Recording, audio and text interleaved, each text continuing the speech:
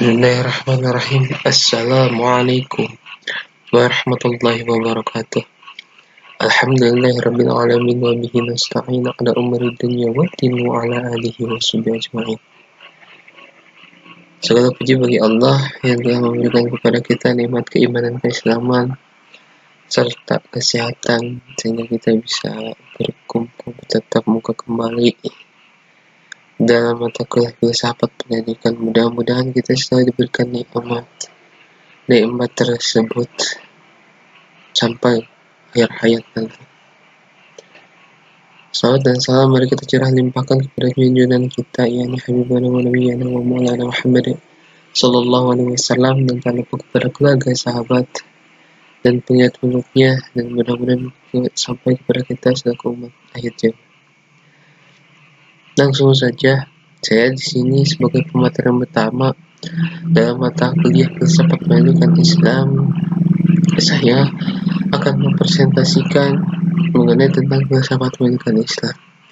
Poin-poin yang akan disampaikan itu ada 3. Salah satunya mengenai tentang pengertian filsafat pendidikan Islam. Yang keduanya adalah ruang lingkup filsafat pendidikan Islam. Yang ketiganya adalah otoritas pendidikan filsafat pendidikan Islam. Langsung saja kepada definisi filsafat pendidikan Islam. Sebagai langkah awal untuk memahami makna filsafat pendidikan Islam, bisa kita pahami pula bahwa filsafat pendidikan Islam adalah filsafat pendidikan yang sesuai dengan Islam. Bukan mengikuti filsafat pendidikan Barat, akan tetapi caranya itu sesuai dengan filsafat pendidikan Islam. Sedangkan filsafat pendidikan sendiri menurut Muhammad An-Najihi bermakna penerapan perspektif dan metode filsafat dalam pendidikan. Atau bisa juga dipahami bahwa filsafat pendidikan Islam adalah filsafat tentang pendidikan Islam. Dalam kaitan ini, Ali Khalil Abu Ainain dalam Falsafah At-Tarbiyah Al-Islamiyah di Al-Quran Al-Karim sebagaimana teruraikan dalam bukunya Toto Soeharto, filsafat pendidikan Islam menyebutkan bahwa untuk mengemukakan pengertian pendidikan Islam lebih baik dikemukakan terlebih dahulu karakteristik pendidikan Islam, yakni pendidikan Islam mencakup semua aspek kehidupan manusia, baik berupa aspek fisik, mental, akidah, akhlak, emosional, estetika, maupun sosial. Yang keduanya, pendidikan Islam bermaksud meraih kebahagiaan hidup di dunia dan akhirat secara seimbang dan sama. Yang ketiganya, pendidikan Islam bermaksud mengembangkan semua aktivitas manusia dalam interaksinya dengan orang lain dengan menerapkan prinsip integritas dan keseimbangan. Yang keempatnya adalah pendidikan Islam dilaksanakan secara kontinu terus-menerus tanpa batas waktu, mulai dari proses pembentukan janin rahim sang ibu hingga meninggal dunia. Yang kelimanya adalah pendidikan Islam menurut prinsip integritas universal. Keseimbangan bermaksud mencetak manusia memerhatikan nasib di dunia dan di akhirat. Kita bisa ditarik kesimpulannya dari pendapat-pendapat para ahli bahwa filsafat pendidikan Islam merupakan kajian filosofis mengenai berbagai masalah pendidikan yang berlandaskan ajaran Islam. Kajian filosofis yang digunakan filsafat pendidikan Islam mengandung arti bahwa filsafat pendidikan Islam itu merupakan pemikiran secara mendalam, sistematik, radikal, dan universal dalam rangka mencari kebenaran, inti atau hakikat pendidikan Islam. Filsafat pendidikan Islam dengan demikian senantiasa mengkaji filsafat pendidikan yang berlandaskan norma atau aturan dalam Islam. Ruang lingkup filsafat pendidikan Islam terbagi menjadi 2. Ada yang secara makro dan ada yang secara mikro. Secara makro, yang menjadi ruang lingkup filsafat pendidikan Islam adalah tercakup dalam objek material filsafat, yaitu mencari keterangan secara radikal mengenai Tuhan, manusia, dan alam tidak bisa dijangkau oleh pengetahuan biasa. Sebagaimana filsafat pendidikan Islam juga bukan seketika objektif berdasarkan ketiga cabangnya, yaitu ontologi, epistemologi, dan aksiologi. Nanti ada pembahasannya setelah secara mikro. Secara mikro, objek kajian filsafat pendidikan Islam adalah hal-hal yang merupakan faktor komponen yang dalam proses pelaksanaan pendidikan. Faktor komponen pendidikan ini ada 5, yaitu tujuan pendidikan, pendidik, peserta didik, alat pendidikan, seperti kurikulum, metode evaluasi, dan sebagainya, dan lingkungan pendidikan.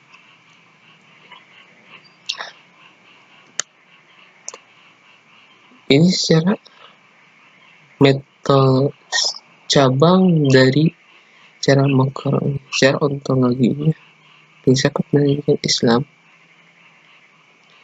seperti yang termuat di dalam Wahyu adalah mengenai pencipta. Jadi pembahasannya itu mengenai tentang ciptaannya, atau misalkan makhluk, kemudian hubungan antara ciptaannya dengan sang Khalik dan utusan yang menyampaikan risalah penciptaan, yaitu disebut Rasul. Dalam hal ini, Asy-Syaibani mengungkapkan bahwa prinsip yang menjadi dasar pandangan tentang alam raya meliputi dasar pemikiran. 1. Pendidikan tingkah laku manusia serta akhlak selain dipengaruhi oleh lingkungan sosial, dipengaruhi pula oleh lingkungan fisik, benda-benda alam. Yang keduanya adalah lingkungan, dan yang termasuk dalam alam raya adalah segala yang diciptakan oleh Allah, baik makhluk hidup maupun benda-benda alam. Yang ketiganya adalah setiap wujud keberadaan yang memiliki dua aspek, yaitu materi dan roh. Dasar pemikiran ini mengarahkan falsafah pendidikan itu menyusun konsep alam nyata dan alam gaib, alam roh, alam materi, dan dunia dan akhir. Yang keempatnya adalah alam senantiasa mengalami perubahan menghadap penciptanya. Yang kelimanya, alam merupakan semua sarana yang disediakan bagi manusia untuk meningkatkan kemampuan dirinya. Ini secara ontologinya. Kemudian secara epistemologinya, filsafat pendidikan Islam menyoroti atau membahas tentang tata cara, teknik, prosedur untuk mendapatkan ilmu atau keilmuan tersebut. Tata cara, teknik, atau prosedur mendapatkan ilmu dengan metode-metode ilmiah, dan metode problem solving. Yang ketiganya adalah secara aksiologinya. Mujahid Arifin memberikan definisi aksiologi bahwa filsafat pendidikan Islam, 1. Pemikiran tentang masalah nilai termasuk nilai tinggi dari Tuhan, misalnya nilai moral, nilai agama, dan nilai keindahan estetika. Jika aksiologi ini dinilai dari ilmuwan, maka aksiologi dapat diartikan sebagai telaah tentang nilai-nilai yang dipegang ilmuwan dalam memilih menentukan prioritas bidang penelitian, ilmu pengetahuan serta penerapan dan manfaatnya. Yang ketiganya adalah historisitas perkembangan pendidikan Islam. 1. Rasional Mu'tazilah. Ini dari sejak zaman dulu sampai sekarang. Diawali dengan rasionalisme Mu'tazilah. Ini Mu'tazilah ini adalah sekte yang menjadi penggagas di mana perkembangan ilmuwan ini berawal. Ilmu pengetahuan umum mulai berkembang di dunia Islam sejak masa dinasti Umayyah, dan ini merupakan titik awal berdialognya Islam dengan ilmu umum. Keadaan ini bertahan dan mencapai puncak kejayaan pada masa Bani Abbasiyah. Selama abad ke-7, Bani Umayyah mengandalkan komunitas ilmuwan Syria di Nisibis, sebuah kota di provinsi Mardin, sebelah tenggara di bawah patronase Khalifah Abbasiyah pertama Husni al-Mansur. Rashid al-Ma'mun merupakan pusat kegiatan penerjemahan. Jumlah karya Yunani yang diterjemahkan dalam bahasa Arab selama periode ini sangat banyak. Dan pada masa-masa Khalifah Abbasiyah telah berkembang banyak ilmu pengetahuan umum, antara lain ilmu kedokteran, filsafat, matematika, astronomi, sejarah, dan kimia. Yang keduanya adalah hasanah keilmuan Islam. Sejak pertama kali menginjakkan kaki di tanah Spanyol, hingga jatuhnya kerajaan Islam terakhir di sana, Islam memainkan peran yang sangat besar. Masa itu berlangsung lebih dari 7,5 abad, yang berakhir pada tahun 1492 Masehi. Waktu yang sangat panjang tersebut telah berpengaruh pada proses kemajuan ilmu pengetahuan di dunia barat.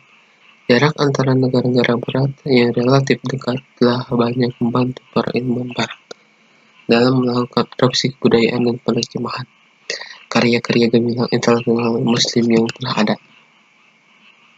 Kemudian, pengaruh ilmu Islam atas Eropa menimbulkan gerakan kebangkitan kembali Renaissance pusaka Yunani di Eropa pada abad 14 Masehi.